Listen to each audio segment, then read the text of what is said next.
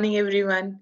It takes my immense pleasure from Team Dr. Paul K.L.A. Initiative to wish every woman, every female working so strongly in their organization a happy International Women's Day 2021. On this note, uh, Sadhguru even quoted one line, and I would love to start with the same. Feminism is not an agenda, it is a dimension. And here itself, a female, she is so strong, so powerful, so self dependent, so self motivated in herself that she can go to any heights. She can achieve those heights if she has that confidence, if she faces, if she learns, or if she tries to evaluate the zeal which she has in herself. Even if I'd say a word woman it defines as, if I go by the word W, it refers to as wheel of a family. Now even for an office, O, that is ocean of knowledge. Lourdes Saraswati is a big example. She is who has given us that education. And when I talk about education, it is not only what we study, it is what we experience. And that experience is what it matters. The other part comes M, which starts with the mother, because she is a nature जिसको हम जननी बोलते हैं. So जननी सबसे ऊपर कही जाती है. So a mother, a mentor for a child. She is the one who shows our future or coming future the path to go ahead. A, affectionate. She has that affection. She is so humble, not only for herself, but for everyone other than herself, which is generally the cause of the issue. The problem here is you forget to respect yourself, you forget to love yourself. And that is an idea which a female, if understands, she can reach at very great heights. Again, lastly, the important word which comes N, that is the navigator. She's a navigator of a lifeboat. When I talk about a lifeboat, since she is a Janani, she is one who is the creator. Even she is the one who is respected after God as in his capacity. So we should understand on this day, which is an International Women's Day, which is basically focused on two perspectives, female, their rights, and the equality. And for that purpose, we definitely need to be more disciplined, more understanding, and that is what we have to understand. If I talk about today's woman, she is more compassionate, she is beautiful, she is unique. Uniqueness is again a big quality because everyone is different in their own selves, but they need to realize what is that particular different thing I have. Then she's more powerful. See, she is ambitious. Today, she's been getting those opportunities and trying to achieve it. She knows the exact problem and she knows how to deal with the same. But the problem lies when you know how to deal with the same, why aren't we trying? Why are we not closing those problems? So those are the things which we need to understand. And on that further note, today we have organized one or we have channelized a program which is basically an interview of such females who have been working as an exemplar in their own fields. Few in the manufacturing sector, few in the service sector, aviation sector, and they have achieved their own heights. They are also representing as presiding officers in their organization under the capacity as of internal committee within the purview of sexual harassment of women at workplace. So today we have got three females, and we will be sharing who will be sharing their experiences, not only as a female, not only as to their experiences, how they have achieved those heights and how they have come to the level where they are today, and even they are going to share with us their particular exposure as once they were being nominated as the presiding officer. We have heard during my experience also in different organizations, the presiding officers, they are reluctant in this particular subject, that why we. So that answer, I don't think so anybody has, but definitely the motivation which we require in this thing is very important. And today's session will be basically focusing on that particular part. I hope everybody will understand our emotions, our the basic intent of it, and will get benefits out of it. So going on the same, we have first female who is heading as HR in at FMI Automotive. She is having a worldwide experience. She started her journey in India. Then she moved ahead to America. Now she is back again to Japan and now back to India. So worldwide experience and compliances she has because she has studied the culture of Japan and other locations. So it becomes very different because that difference we need to understand as we are getting organizations from outside. So that is one part which we'll be understanding through this. So going on the same note, now I will request ma'am to join us and we can go further over it. Thank you. Yes, ma'am. Good morning. Good morning, Aditi. Thank you for joining the session today. I believe people who have requested us, they will understand that in respect of International Women's Day, it's very important to know one part from an individual who has been working strongly from the organization perspective. Secondly, the person who is acting as a chairperson of a committee, which is basically with an intent to safeguard the interest of the females. So I welcome you, ma'am, and once again, happy International Women's Day 2021 to you too. Thank you, Aditi. Especially, this is very amazing activity you are doing. Thank you for inviting me today, especially on this Women's Day. Thank you. So, as per our program, since you are the first speaker to the dais today, so first question, because it's an interview type, so I'll be putting up some questions to you, and I'll be expecting some good answers from you in this, considering your experience in your organization and what you have as per, because you have a very vast experience worldwide. You have been to number of places and have been working outside. So else, it would be very great for everyone to know about that part. And going on that particular part only, my first question comes to you. How do you define a woman, considering your experience in India, abroad, and now back to India? Well, Aditi, what I personally think, like there is a vast difference of working culture in US, Japan, or if you talk about India here.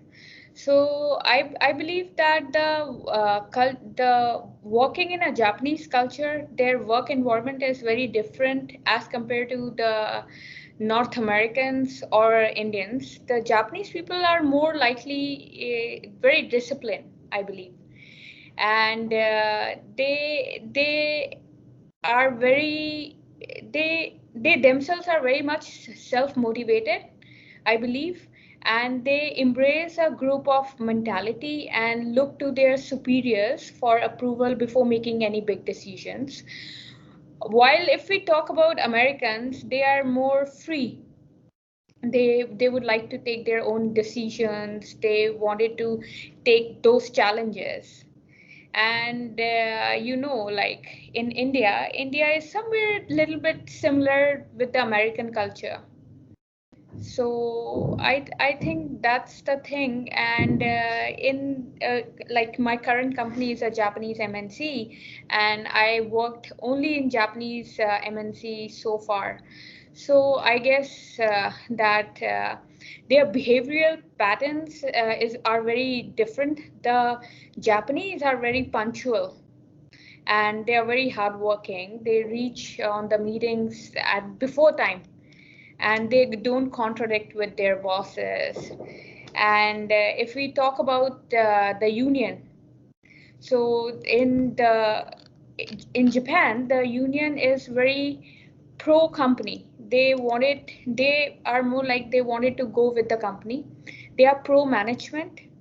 And if we talk about US, so they have their groups of union. They definitely are manage pro management, but still there are certain gaps over there which needs to be filled out.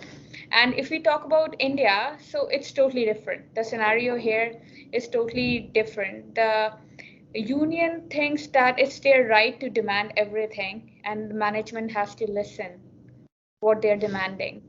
So there is very huge, I think, ethical difference as well as cultural and work difference. So far, I have feel that, yeah. And do you think there have been challenges, especially considering that we are a woman here? Or had you faced certain challenges?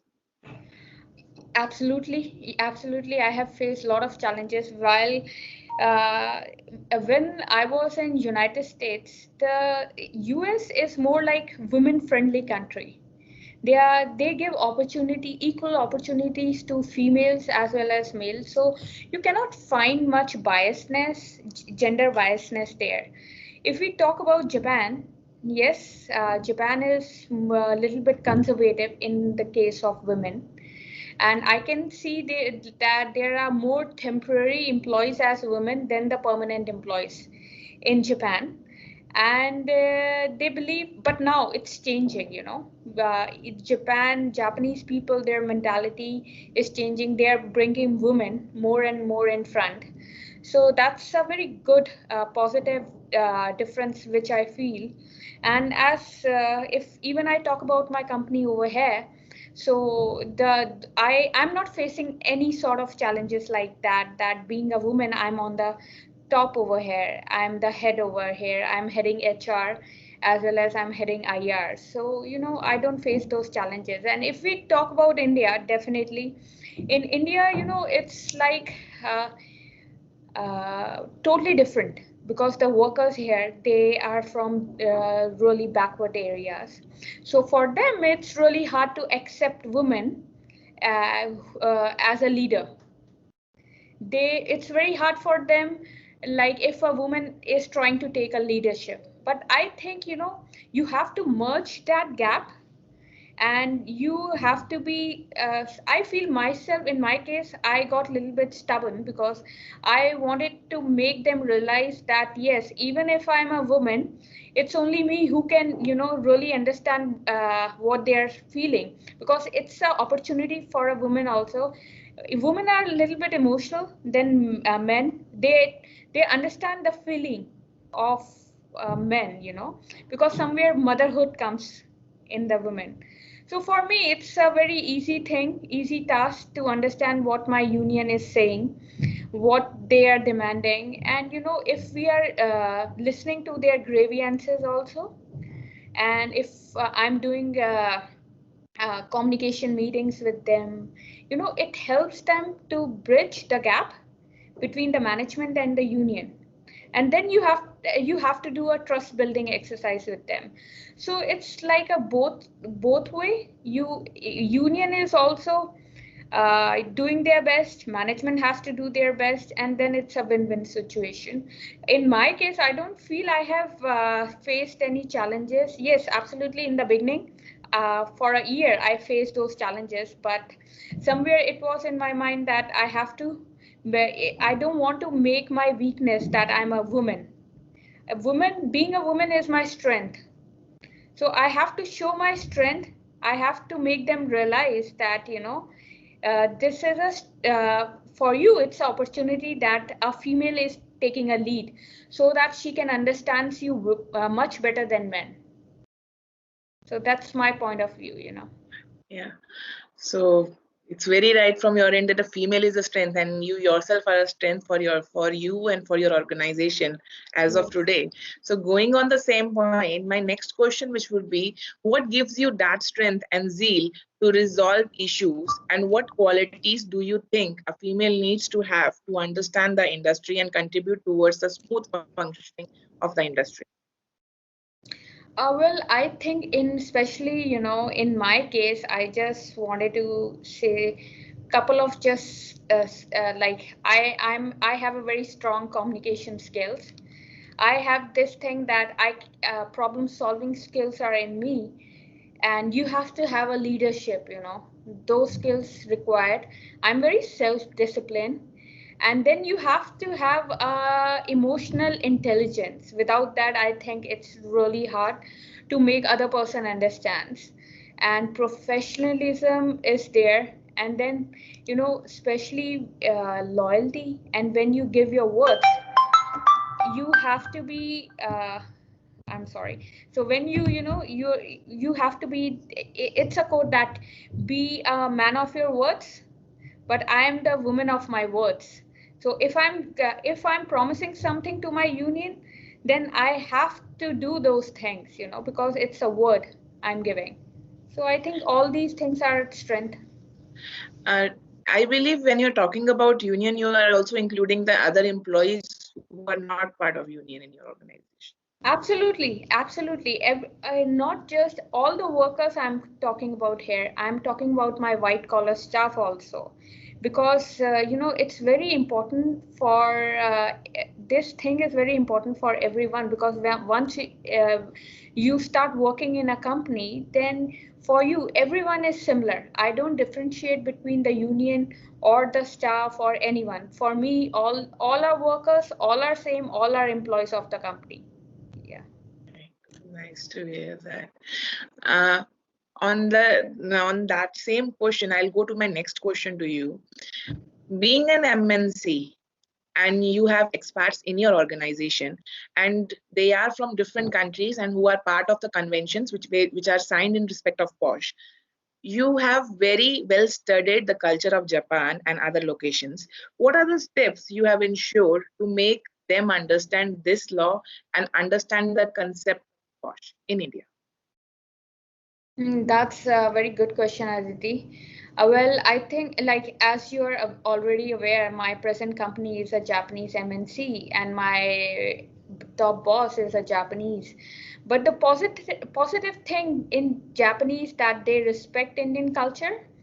They are very much particular and strict regarding the compliances. If local laws, or I mean, I'm talking about the compliances including POSH. It is not difficult to make them understand about this POSH law, as they are very proactive to understand the compliances requirements, especially related to the woman's working condition. In Japan, I think it's also similar legislation applicable. So there is no issue, I think, for them to understand this thing. And they even in my company here, they believe that women should come in front. And if you know the personality and the characteristics of a Japanese, they are very much like they wanted to follow the law. They wanted to go as per legal. That's what their habit is. So for us, it's very easy, and easy to execute the things, even in the matters of female workers. Yeah. That's nice. That's nice. Uh, my next question comes in when you are acting as a chairperson of your POSH committee. As the presiding officer of IC, what special mechanisms you have opted for spreading awareness on the work floor in regard to gender neutrality and POSH in your organization?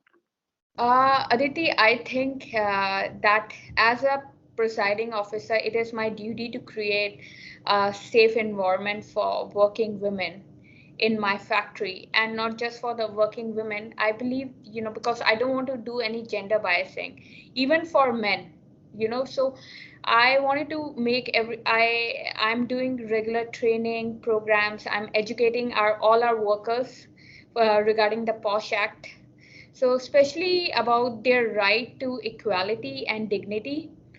I'm giving them the periodical trainings, and being an external member, I'm lucky that I'm taking your help as well in this. So they should not hesitate to complain about any kind of sexual harassment or the grievances which they are having. So regarding gender equality, I believe that companies should avoid distinguishing roles according to people, sex, or gender. So whatsoever, right?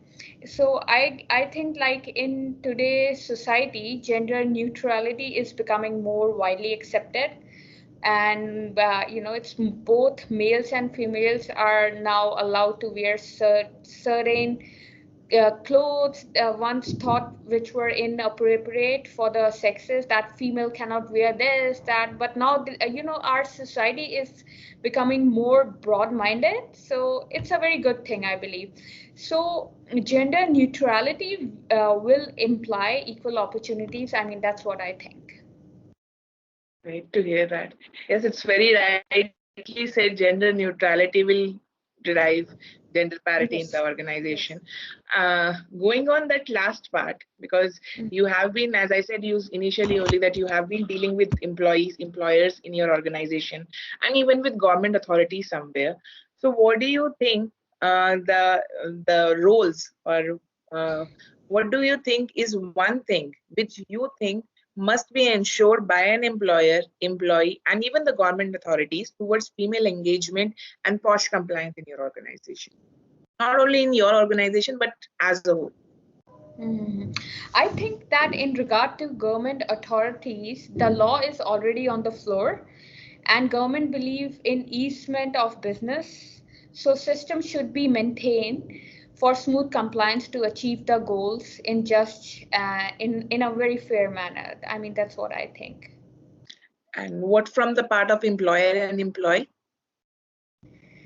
Uh, Aditi, this, that this is a very nice. I think the employer and employee should follow the proper compliances, and if government is amending certain laws or rules, so we should be doing them.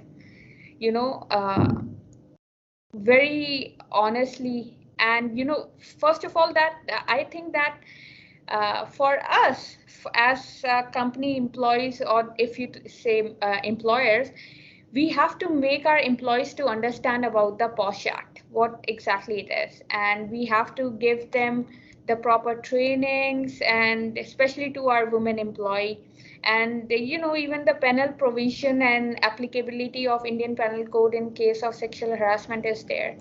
So I mean, these are the actions required by the employer. I think giving them training, awareness programs. So this is a duty basically. I mean, that's what I So think. I And we believe what, have to, as per your answer, yeah, yeah.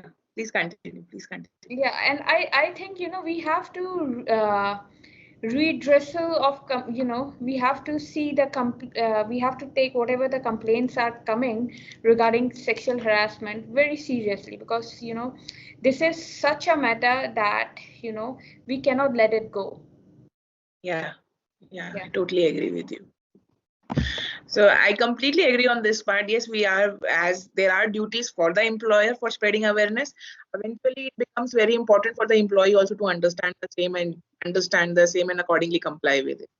Yes. So compliance, as very rightly said by you, compliance is definitely required in the organization so as to fulfill the needs or whatever the requirements of the POSH enactment, because it cannot go one sided. It has to go to both the sides. Yes, absolutely, Similarly, absolutely. on the And part of the government, yeah, yeah. mhm. Please continue. Please continue. I just wanted to say, adhering the compliances and following them properly is the duty of the employer also. It's Yeah, just not government. We are thinking that government should make the law, but because it's a responsibility of us also to adhere them. Yeah. very right, very right. And that is something because government has already done one step of ensuring that there is, but again, the enforceability, and if we talk about for the organization's perspective, the easement of business is something which is still lacking. So I believe on that note, the observations which have been given by you for our team, they will be definitely taking that thing into loop, and we will also try to take this thing forward to the authorities. And let's see where we go. But keeping our fingers crossed, I believe we definitely the team or dep go through this would be understanding what are the challenges as a posh chairperson or as a part of HR you are facing in your organization. On that note, thanks a lot. Thanks to be participating today with us and sharing your experience. Thank you very much. Thank you, Aditi, for conducting this seminar, and being an external member, you are doing so much efforts, and you have given a big support in this movement. I want to say it's a movement. It's just a beginning, and we have to go very far in this. So your contribution is very big in this, and even I wanted to thank you on behalf of all the industries, that what you are doing today is a very big thing, and I want that you should be continuing it with it. That's very important. Thank you so much. Thank you so much. Thank you. I welcome you. And I would love to hear regarding your experiences. And on that note only, we'll be putting up some questions to you, as I already discussed with you regarding this. I'll be sharing up certain, we have already started in the morning session of ours, wherein the last statement, which was made to us by the last participant, it was that the women are power and sources for individuality. And on the same note, as being heading the as CHRO, I have already shared the introduction with the team members. So on the same note, I would first of all like to wish you for the International Women's Day Thank you. 2021. I And wish you the my same. first quote, yes, ma'am. I wish you the same, ma'am. Thank you. And on the same note, my first question to you would be, how do you celebrate womanism in your organization, and what do you think is exactly womanism for you? So, first of all, thank you for having me, Aditi, ma'am, and wish every woman out there a very, very happy Women's Day. Well, for me, every day is a Women's Day. It's just that we need a day to celebrate, so we do it. And for me, womanism, as you've very correctly said in the last session that you've had very just before my session. So, womanism is nothing but the feel good factor that you have about yourself. And I remember what my mother told me when I went to the co-ed school first. So I'm from Presentation Convent. I've studied till 10th, and that was an all girls school. So when I was going to the very first time to a co-ed school, my mother told me that don't think you're a girl and the other one is a boy. Think you're a student and the other one is a student. And similarly, when I went for my job, she told me that don't think you are a female and the other one is a male. Think you are an employee and the other one is an employee. And for me, it's always been very put into my system, into my value system from the very beginning, from my mother, that you have a role to play. So don't think you are a female, because I don't think that restricts you in any way, and or gives you any disadvantage for that matter. So womanism for me is about what role you have to play in the society, in the family, in the organization. So, on that same note, again, you're talking about a woman, your mother, who is a teacher, who has been a guide and sharing her experiences with us, sharing her knowledge with all of the people here. It's very great to hear for. On the same note, I would like to put the second question to you. Women are currently going shoulder to shoulder with male in the industry, which you are heading. There are very fewer females, unless the past 3 years, it has been observed that the females have been engaged. What do you think are the challenges which women face while being a part of your industry? So, well, it used to be in a lighter note, but I think it used to be said that women can't drive. So, to all the men out there who feel that women can't drive, for God's sake, they can now even fly. So, you recently witnessed that an all-female fleet has flown up the North Pole as well, and then we've inducted female, fighter pilots in the defense side as well. So it's something that is out there. It's something that we've broken the glass ceiling now. It was always there, but we just needed to be made aware of ourselves, and for the people to know. Yes, now we are challenging the status quo. So I think in the industry, whether it is defense, whether any field now, women are at par with men. They are there, and I think competence is what matters nowadays, and should matter for that matter. So, do you feel there are some challenges for that? See, being a female, I have never felt that I have been disadvantaged or deprived of any opportunity. So competence is something that matters in the day of today, and for that matter, even in the defense sector nowadays, I must tell you that I've been very fortunate to have very good bosses, very good promoters, very good peer groups and colleagues whom I've worked with, who've always promoted challenging the status quo and breaking the glass ceiling. And in the sector specifically, my actually colleagues, leaders who are there in the fraternity, they come and tell me that, I want to hire female employees, whether it's production, whether it's quality, whether it's R&D, whether it's projects. One is that they always feel that there are very specific softer competencies that a female has an edge over the male. So they are very meticulous, they are very organized, and at the very same time having a gender equality or equal proportion even on the shop floor for that matter. So they said that it becomes easier for us to manage the workforce. So I think it's a matter of the past now that this sector or that sector, every sector, females are I think at par with everyone, and it's just the mindset that needs to acclimatize to it. That's it. I totally agree with you on that point. And going by the mindset, the last term which you used, I want to put the next question to you. How do you promote gender neutrality in your organization? So firstly, gender is never the criteria for hiring or selection of any role. It's the expertise and the skill or the competence that is given weightage. And as I told you, we believe in choosing competence over gender. So may it be in any department that we are hiring. I remember that earlier it used to be that whether a female can go in this sector or not.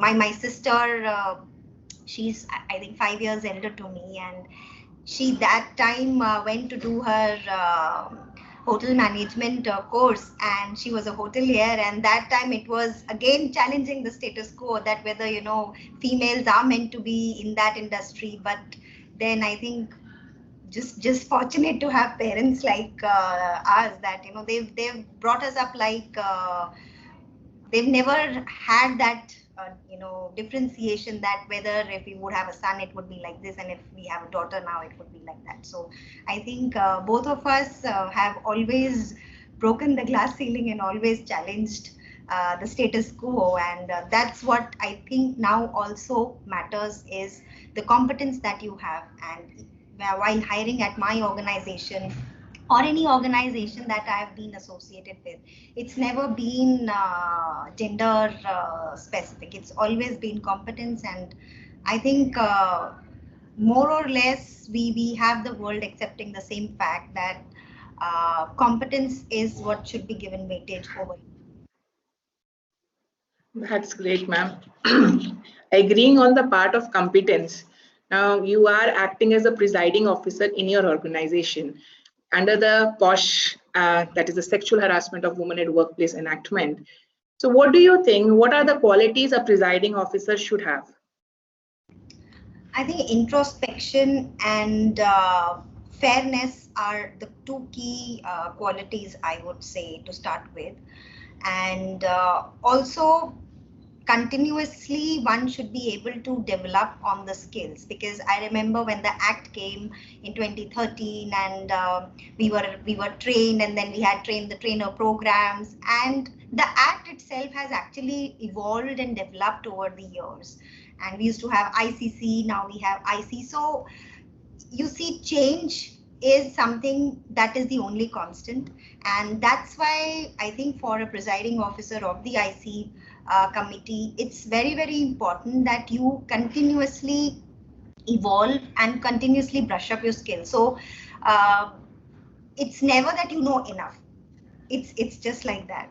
So also, I mean, in a lot of hearings, females say that, ma'am, you being a female, you would understand us. So I think being a female also uh, helps you to judge whether it's right or wrong. You have that sixth sense, first of all, that. And also being a female gives you the patience to listen. So I think listening is one of the key competencies or the skill that I feel the quality of a good presiding officer of an IC member is, because you have to listen to both the two sides. You have to be fair and just. That's very, very important. So listening, of course, along with fairness. So हमारे में कहते हैं ना कि हमेशा लड़का गलत नहीं होता और हमेशा लड़की सही नहीं होती. So I think being the presiding officer of the IC, I've realized that actually the fact that is stated, लड़का हमेशा गलत नहीं होता, लड़की हमेशा सही नहीं होती, is very, very true, and we witnessed it in a lot of situations, be it being the presiding officer of the IC, also because I'm the CHRO, so even from the human resources aspect of my job, so day-to-day dealings is something that helps any HR person, or for that matter a presiding officer of the IC, be just and be fair. And that's, I think, what people also look up to, that role. And you have to justify your role being the presiding officer, so you have to be fair. Very important. I believe on that note, people will, who are going to or who are being part as presiding officer, will understand that what exactly the qualifications or what exactly the duties, what they require, features they need to have in their behavior, which is very important. Now, on the same note, what would you tell young women who are just starting up or but in their work, and what you would like them to know about in particularly for their future? So I think the most important thing is focus on your skills, focus on your competence, and above all, I think trust in yourself. So I remember the dialogue of Kareena Kapoor movie wherein she says, "मैं अपनी favorite हूँ." So I think from that movie, I've drawn a lot of inspiration in terms of liking yourself.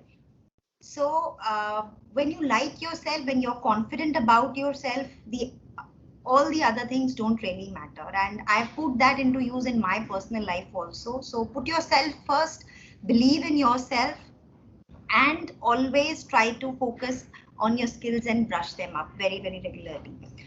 And above all, I think at the very same time, it's very important to adhere to the values and the personal integrity. Many a times, integrity is something that is questionable. And being the presiding officer, also, I think we need to know that the intention and the outcome both do not matter if you are in a field where integrity is not questionable. So I think keeping your personal values intact and integrity intact is what message I would want to give to all the females who would want to start their career in. Thank you, ma'am. It was great to hear on that part, that integrity and personal values, and specifically for today female, if they learn this art, definitely they will find improvisation in their day-to-day working. On that note, because I know you are struck with your International Women Day celebrating in your office, so without taking your much more time, the last question I would like to put to you is, how do you compare your role as the chairperson of IC and the female senior leader in your organization? So both the two roles, ma'am, are very, very different, being the chairperson of the IC and then being the CHRO. But I think both the two roles have one thing in common, and that is being fair and just. Both the two roles actually demand both these qualities. So you have to be fair and you have to be just. At the very same time, I'm just reminded of a poem right now by a famous poet. The beauty of a woman is not in the clothes she wears, the figure she carries, or the way she combs her hair. the beauty of a woman must be seen from her administrative capabilities. And I think that's very, very true. Capabilities that, that are there seen in many roles that she plays, whether it's home, whether it's office, whether it's her peer group, whether it's her family. So, I mean, I think it's very beautifully portrayed that the real beauty of a woman is actually in her capabilities. That's great. So, on that note, we thank you once again, and I definitely feel the people who are going to come across this would come to know that the three features which or the basic inputs which were made through your end, whether it was administrative capability, whether it is the game of mindset, whether the point of introspection and the fairness, as has been told by you, being fair and just. This was something which will make a female more stronger, a female more administrative as like you. And I hope everybody will learn from it and will utilize that thing in their day-to-day working. Thank you, ma'am. Thank you for your time. Thanks a lot. Thank you. So, good evening, Jyoti. Good Uh, evening, Aditi. Once again, very happy International Women's Day 2021. Thanks, Aditi, and same to you and to your entire team. I must congratulate you that you guys have taken a very good initiative this year. Despite all the challenges of COVID, at least there's something to look forward to from and to listen to all the other panelists. I'm sure you would have interviewed them as well. So, again, a very happy International Women's Day to you, to your entire team, and I'm quite happy and privileged to be there on this panel. Thanks a lot. Thanks a lot. So, going on the same, the last panelist, she left us with the qualities a female should have, the presiding officer. So, she left us with three points. One was that the person should be having a fair and just knowledge. Second part is the administrative capabilities the person should have. And lastly, what she said to us was that to focus on your skill and to enhance your knowledge. So the moment you will be into it, you will be definitely not going into any other spheres. And as per the presiding officer, she can utilize the systems in such a way or create certain systems in the organization where the people do not have the things to indulge in any other activities rather than to focus on the work, which is the main objective of organization. So, leaving on that point, now I will like to take the interview further. We have some questions planned for you. Sure, sure. So going on that, I'll start with my first question to you because you are from the aviation industry, you are Yeah. again from the service sector, so you Yeah. understand the technical parts. You are not Yes. from HR, but you are dealing with the employees relation somewhere. Yeah. Yeah. Going on the same spirit, the first question which I would like to ask you is, what is the real meaning of womanism for you, and how does your organization celebrates the same? Yeah, I think that's a very apt question. Not only for today's day that we are celebrating, but I think it's generally for, all the days and the kind of society that we are in today. I think personally for me, womanism is inclusion of women in all spheres of life. Whether it is professional, whether it is emotional, whether it is spiritual, whether it is psychological. Yeah, so what happens is that sometimes, a woman is only treated at a particular sphere of life more importantly. For example, you say that, a woman has more emotions attached to it. And sometimes the feeling is that it's not very logical. Yeah, women are less logical, but more emotional. I think for me, womanism is inclusion of women by the society, by whichever environment she is in totality, logical, spiritual, emotional, psychological, everything you have to include. And that's what personally for me, womanism is. I think from my organization perspective, we are, I'm very privileged to be led by a very energetic, enthusiastic, and confident woman, which has happened for the very first time in our organization as well. So I'm really privileged, and I'm sure a lot of my colleagues globally and in India are very privileged to have such a leader who is, he's very compassionate, who is very, very, very, I would say, she gives challenges, to everyone to really perform better. And most importantly, understanding that there has to be a gender neutrality and equality. So I think that would be my answer to your question on this. So very great to hear that part, that logical, spiritual, and emotional, psychological part which you Yeah. refer to. That is something which is celebrated, and how womanism is there. Yeah. Great to know that you are having an official at your place who is again led by a female and again at a senior position. So things would be quite easier in that case. Now, Yeah. going on the same spirit, my second question which comes to you is, what is according to you woman empowerment? What steps do you suggest to ensure a balance amongst the male and the females and working in the organizations? I think, Aditi, today the whole concept of women empowerment for me personally has changed a bit in the society. I think women empowerment is not something which your society can give you, or your environment can give you and keep giving you, right? So for me, women empowerment comes from here. You need to believe in your own self. You need to be fearless. You need to be confident yourself. You have to be appreciative of the qualities, qualities that you're born with as a woman, particularly. I personally feel that women have, a privilege because they have a bit of a more emotional quotient, than men. They are more spiritually aligned than men. They are more emotionally aligned than men. They have more qualities of understanding people on the human side as well. And so, in my opinion, these are all some facts and figures which are very, very, I would say, positives for a woman. And this should make you feel really proud of what you are, rather than, just trying to get some energies from outside, whether from your society, whether from your house, whether from your husband, or whether from your family. I think it's high time that, we as women, understand that we are already empowered. And it's just that we have to realize that, we have these things of making a change. And I'm a true believer also of the fact that women empowerment, of course, it starts from home, at least in societies like ours, and some of the other societies of the world which are very conservative. It definitely, your grooming, the family in which you are born, the way you have been brought up, the way you have been educated, the family in which you go and get married to, right? All these have a very, very important, definite role to play in the life of a woman.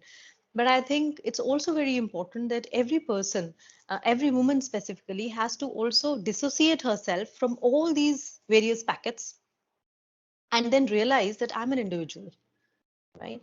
And I have this part which is my own, and I need to build this up further as an individual, as a person. Forget the woman, forget the man. This is what I am. This is what I'm born with.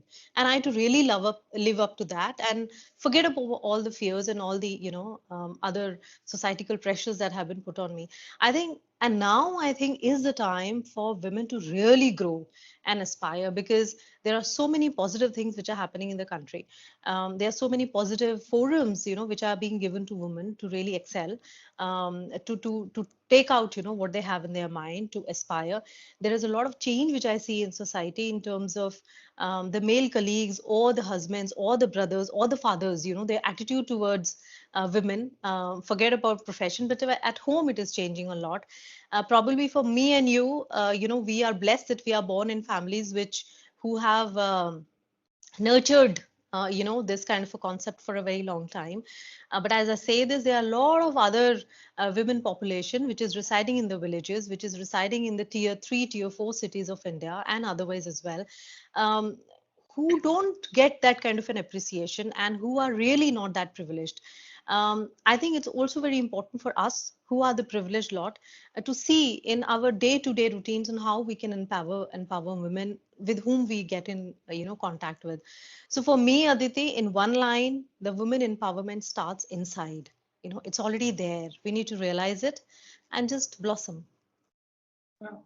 Thanks. It was a very specific answer, but in a very sweet and a very smooth way to the normal person, to the general person to understand. And specifically, the thing is, as very rightly said, because this was something which we started from the starting session itself. Mm. When we started this session today, one feature which came to us was the respect. We respect, we love. We have been taught that thing, but we forget that we have to respect and love ourselves. And that is Absolutely. something which we are lacking. We celebrate so many occasions. Even Hmm. Women's Day we are celebrating. I have seen number of females in the organization who are taking a lot of efforts even during Yes, COVID to make this thing, true. to show this thing, the things are in the proper room. It is not that it is a target, but it is something which they are making from their own selves. But Hmm. what is happening is that they, in this all thing journey, they forget that they have to respect themselves also, and which is Absolutely. somewhere a lackness. So Yeah, yeah, that we is go, something, yeah, yeah, yeah. We go far beyond, our capabilities to see that everyone is happy, and we just forget about making ourselves happy.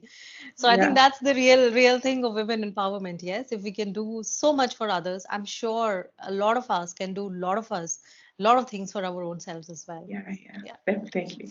So on that note, I'll try to put the next question to you. Mhm. What was your first reaction being nominated as an IC chairperson? That's a tricky one. No, I think I felt quite empowered. Okay, and but as they say that with the position, with the authority, there comes lots of responsibility. So honestly, I'm privileged, that my organization saw that I have a balanced mind because obviously this is the first quality which an IC person needs to have. So that way, I was quite happy about it and quite privileged, honestly. And also, in the process, I was looking for a lot of learning out of this role coming out. And it's not only learning of the regulations and the standard things, which you anyway need to know, you need to educate yourself on, but learning in terms of the human psyche and the human behavior, which I think is very important part of our proceedings. So I think that was something which I was very happy about, because I personally feel that the more you understand difficult situations in life, the more you understand challenging situations in life, the more you grow as a person. So I think this role has really helped me to grow, professionally and personally as well. Some part of my personality has been developed. And just to answer you, I was quite happy. I was privileged that, I was chosen to support my organization on this. You have touched one of the major point, that is, Hmm. because what is happening even in the organization, that they are just going through the law. Yes, They are not understanding the fact that law is just a directive. true. You have to understand that how you have to follow the procedures, the policies. It should be inclined as per the systems in your organization, Correct, as per correct. the workforce in your organization. And that is completely one part, which is something which I can say it's very lucky for Sita that you are the IC chairperson and you're understanding that balance and you're making sure the systems have been maintained. Because Yeah. until unless we will not understand that thorough point, we will not be able to complete, we will not be able to reach to the objective of this particular. Absolutely. And I think, Aditi, that at the end of the day, after you have done some proceedings, and irrespective of the proceedings, when you go through the regulations, when you go through the trainings, you also, the whole, I mean, I would say the contribution of IC is that we can go back to our organization and make them more sensitivity and develop that sensitivity or increase the sensitivity inside on, the various aspects of it. That is the real learning that you get, and that's the real feedback that you can go back internally and give, as you rightly pointed out. Absolutely. So on that same note, because I started initially that you are from the service sector, what do you Hmm. think the major challenges as a female you face in the service sector? Okay, see, personally for me, I have really not faced any challenge per se. And I can tell you this confidently because my background is from, customer facing roles in terms of sales and business development and, marketing, which anyway involves a lot of human interaction. Human interaction not only within the organization, because, as an organization, we are multidimensional, we are operating out of multiple geographies, so you anyway deal with a lot of people outside, but even within the organization, in India, for example, we deal with it's a cross-functional, coordination that it requires. So basically, as a person, probably a lot of people would know me, and I would know a lot of people, right? So that's usually not a problem. Externally also, because I've been managing customer relationships for all my years now, actually. So, so managing and understanding that fine balance between what is your seema, iske bahar nahi ja sakte ho aap. That comes naturally to me by my profession. So I think that has never been a problem for me at all. But I'm sure that people who come from very strict backgrounds, especially maybe in the manufacturing, you are an expert on that. So maybe in the manufacturing sector or more male dominated kind of organizations, I'm sure women who are managing the IC roles there would have their challenges. But touch wood for me, I had no such issues at all within CETA. Do you face some challenges as not being from a HR or from the legal department?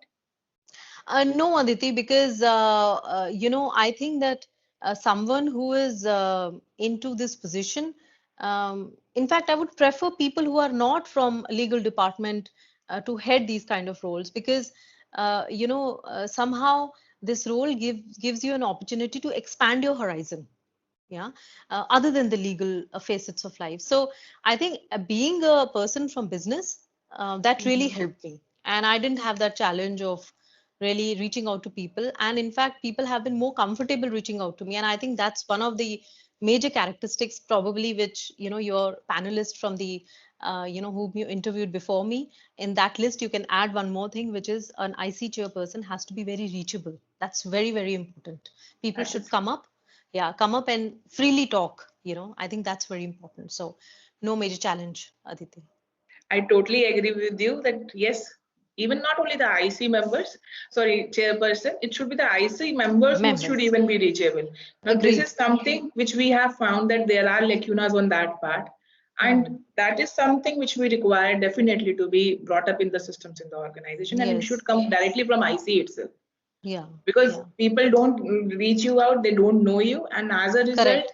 nobody comes to you. Maybe the problems can be resolved at the first instance also. True, absolutely. I completely agree. Yes. Going on the same, my next question to you is, what do you think the steps which can be inculcated by the authorities for easement in matters pertaining to WASH? Well, I think one of the things which, at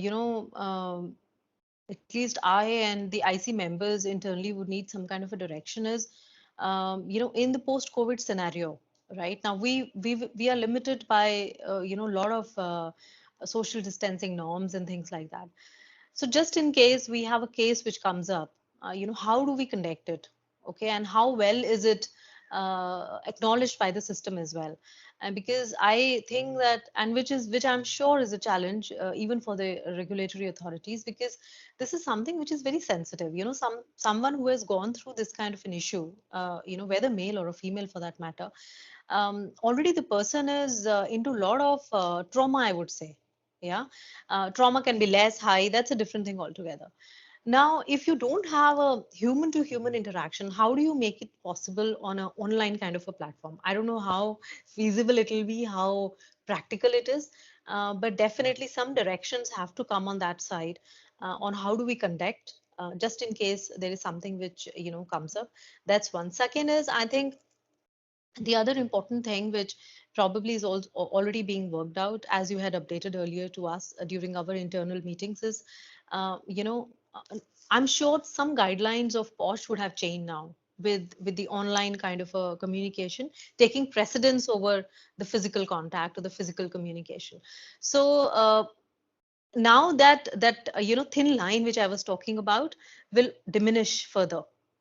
So where does the line finish and where does the other line, the negative line starts, is something which, as I see it as a challenge. And I think from a regulatory perspective also, we would need some more clarity with respect to that. So, and all this is, because of the post-COVID online scenarios that we find ourselves in. So in my opinion, these are the two challenges basically. Do you think the IC has been safeguarded by your organization somewhere? Because as per law, we do not find any such guidelines on the law.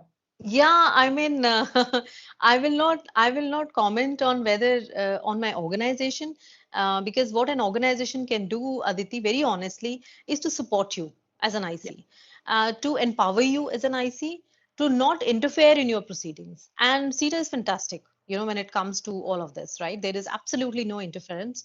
and the IC has been empowered. So there is no issue on that. I think the problem more is from the regulatory perspective, because tomorrow, let's say if someone gets into a difficult mode with the IC themselves and has a charge against the IC, right? So I don't know how to protect me or how to protect the other members. uh, at least I'm not aware of it today. So I think this part has to come out very clearly with some kind of guidelines, because unfortunately not all cases and not all matters are fair and just justified. um, and in sometimes some instances it can happen, it may happen, and I'm sure it would be happening in a lot of other organizations as well as we talk, that IC itself is blamed and kind of put in that IC is being partial to the respondent or to the complainant. I think there has to be some kind of a immunity given to IC, to come out of such kind of situations. So that definitely is one feedback which I would love if you can take back to the regulators. Definitely, because this is something which I have been facing in the other organizations also. Because it's very right on your part. One part Yeah, is online means because of COVID, the things were challenging. Proceedings correct. legality was a question. But Hmm. second question, which still persists, because even the Mumbai High Court has recently come up with this thing that where is or what is the safeguard for IC? What happens whenever there is a complaint? The girl is of this thing that IC is biased, the boy is that IC is biased. IC has to listen to both the part. IC will do that duty. But finally, at the end of the day, if you are charging IC, then obviously it becomes very challengeable. In case of courts, we generally say it is a quasi judicial authority. Being a judicial authority, certain powers of such nature or protection should be provided to IC. Correct. Because every time IC cannot come and stand in a stand up and have to prove this fact, the burden of proof will shift on IC to prove True. its integrity to it, because they True. never asked themselves to be appointed as member of the committee. Hmm. It was something which came from the authorities. Something came from the organization. So that should be something. Some leverage should be Yes. given to that part. True. Fine. True. We'll definitely try to take this matter with the authorities, but So we are already into it that the matter is already with the court. So let's see where the matter goes over it. okay. Okay. So going ahead on the same, uh, my last question, which I would be liking to ask you, because members are already there. So what do you think? Sorry, before going to the last question, I'll just like to move to second the last one more second question. last question. Yeah, it has come from one of my team members, so I would definitely like Okay. to put that question to you first. Sure. Do Sure. you think the POSH enactment has been misused, and what measures the organization needs to opt for smooth and harmonized working in the organization and also of POSH? I think, fortunately with CETA, this has not been the case. It has not been the case within our organization because diversity and inclusion is one of the major initiatives, right? So there is nothing that I can talk within my organization, but as part of all the awareness sessions, in which we have been a part um, of course, I'm aware of such, I would say, unjust kind of or I would say, I will not say partial, but I would say unfair complaints which have been raised. But for us, this has never been a challenge, Aditi, ever. Yeah. That's nice. Yeah. Yeah. That's good. Keeping the fingers crossed. Let's see if I go on Yeah. the same pace. So moving to my last question, and definitely because we are talking about IC, we're talking about the constitution, we're talking about the roles and responsibility. One of the third pillar of IC is the external member. So what do you think? What should be the outlook of the external member? How the external member should work into it? What steps or feedbacks you can advise for the external member to look into? I think there is no specific feedback I have for at least the empaneled external member today, with us. But generally, probably one of the things which I have realized is that, and which I think is very important for an external member, is to understand the industry and the domain. For example, when you are, and I understand the challenges also of an external member because I'm sure that you're not limiting yourself, your knowledge to one industry. You work across. But what's very important is, and that's where the difference between a manufacturing or a service industry also comes into picture, and specifically the domains. Some of the things which might be taboo in some industry may be okay for us. Yeah, for a service industry for that matter. And this is very relevant to the domain as well. Aviation as a domain is, just to share some statistics with you, India aviation, employs more women than anywhere in the world today. So if you see, we have a more number of women pilots in India than anywhere in the world today. We have more women who are involved in technical work in aviation than anywhere in the world today. Okay, so in terms of and this aspect is very important when an external member comes on board, because it is the industry, it is which sector you are dealing in with, it is the kind of customers that you deal in with, right? Very true. For example, we deal with customers who are into very high profile kind of solutions, right? The kind of partners that we have. So some bit of a understanding of the domain stakeholders is also very important for an external member. I think in years to come, it will only give a lot of experience to the external member. And probably, who knows, that when you go back to the regulatory authorities on giving your feedback, you may come up with some specific suggestions, which can be included for a specific sector. Who knows, going forward, India will really come up to that kind of a level wherein we will have regulations and some exceptions related to the sector in which that case is. So I Mhm. think this is very important for my perspective, but no specific feedback I have, which, I can share with you. So. That's very great. But what you have explained about the role of external member, I believe that is something which should be understood by each and everyone who is nominated as an external member. And it is Hmm. something which should be understood on both the ends. One, on the end of the organization, because this cannot go on the same levels. And this is where we are facing challenges, because you have to understand, it's very rightly as you quoted, the service sector it goes, or the aviation sector it goes in a different pace, different taboos are defined. Whereas when we talk about the other manufacturing setups, or maybe the hospital sector or the other sectors, True. definitely the things are very different. And for Yes. that reason we always advise कि आपकी जो policies हैं, जो भी आपके Hmm. systems created हैं, they should be as per your systems, as per your 100%. company's requirement. And Yes. even in matter of case, God forbid, अगर कुछ वो भी है, in that case also you have not to have a generic view over it. You have to understand the organization and accordingly submit your systems to it. Hmm. So going on Hmm. that part, I definitely, you have given a lot many inputs into it, and I really thank you for the same. I believe everyone who is there here who would go through this, they will understand that you not being that person from the HR or the legal fraternity which people generally sort up. Because generally what happens is, even when I go to the organizations, they say me, the person should be from HR, a person should be from legal, because they have a proper know-how about it. It's not that thing. It is basically how reachable you are, as you quoted very True. right, and True. how interactive, how you are understanding that balance which you again Yeah. stated. That Yeah. is very important. So Yeah. on that note, I really like to thank you, and I believe everybody on the who will be going through this particular session, who will be knowing about it, they would have got a lot many information from you, and would try to bring out the changes in their systems. And thanks again, once again. Thanks again for No, giving thank your time. you. Thank you, Aditi. Thanks for having me on the panel.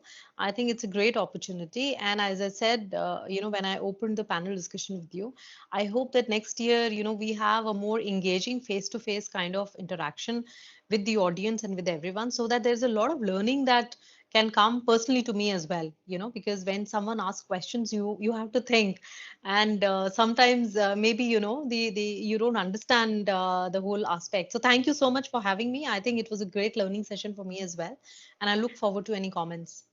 Thank you. I Thank will you. definitely share with you all the comments to it. Sure. Thanks. Okay, Thank bye bye.